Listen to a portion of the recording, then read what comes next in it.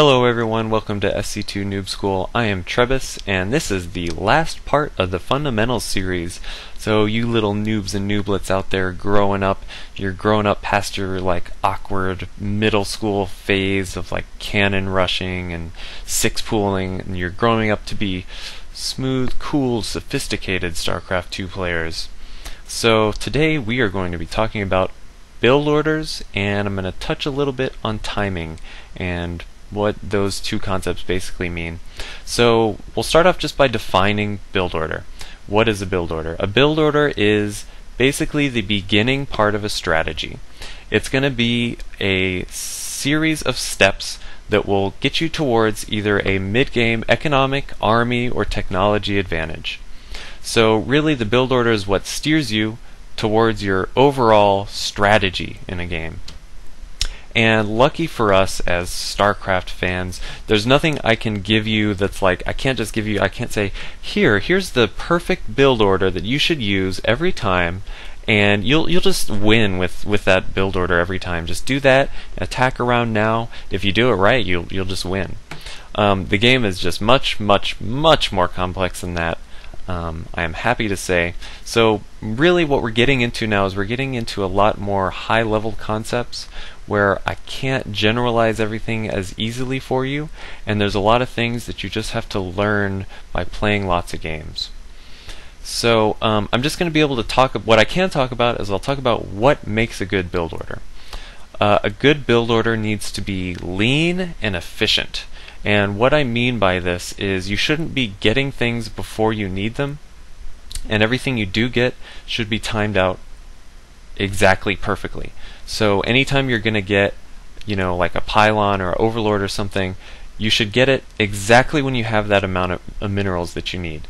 Whenever you get whatever's getting your gas, your assimilator or refinery, you need to get it exactly when you have 75 minerals, and it should produce you enough gas that whenever you need that gas, it should be there in the exact right amount for you. And the way you do this is by balancing it all around keeping your macro, these macro fundamentals still solid. So you want to basically balance a lot of this around having constant worker production, and then figuring out what kinds of things you can squeeze into your build while still making these workers constantly. It's okay to cut workers sometimes, but in general, the more you're cutting workers, the more risky of a build you're doing, because you're setting yourself up mostly for a either army or technology advantage, and you're hurting your economy for the later game.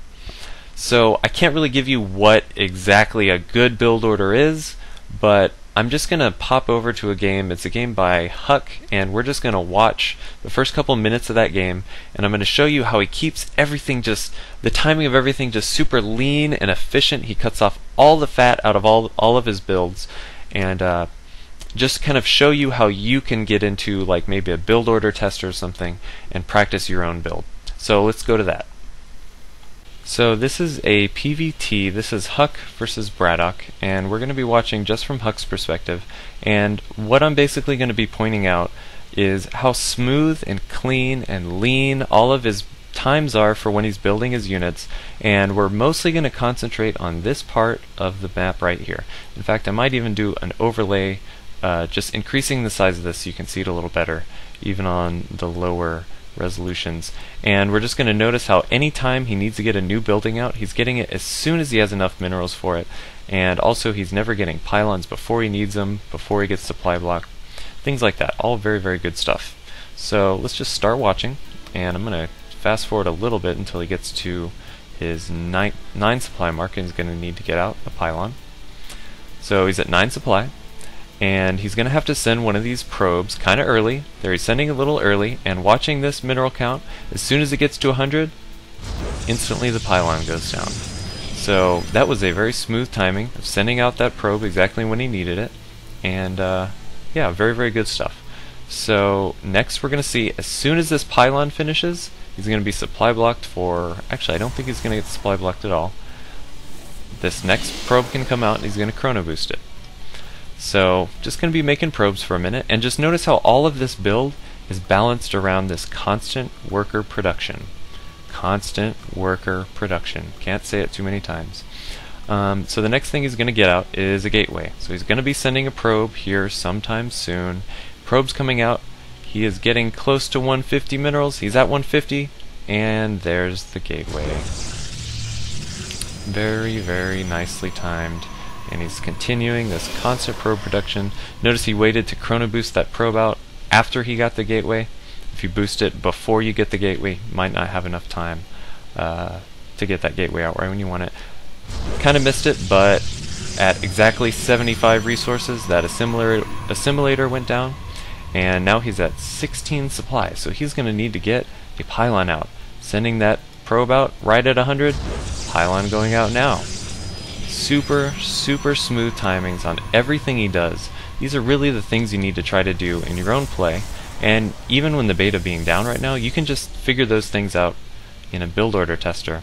Notice his assimilator goes up. As soon as it's done, he's instantly putting people on gas, and right when he gets 150 resources, he is going to get a cyber core. And also notice that as soon as that pylon finished, he was exactly at 18 supply, and so he's never getting supply blocked, and he's never making that pylon before he needs it. So I could probably go on, and this trend of everything being super lean would probably continue, but I basically just wanted to show the general concept of what it means to have a good solid build order. So I would definitely recommend going into a build order tester and just working through your own build order and balancing everything along this constant worker production idea. And if you are doing things right, things will just fall into place in this just almost artful way. It's pretty great. So anyway, I can't recommend that enough. Go into a build order tester, just do your standard opening build over and over again. Imagine a scenario in your head, imagine a certain matchup or a map, and try to figure out exactly how you can do things perfectly.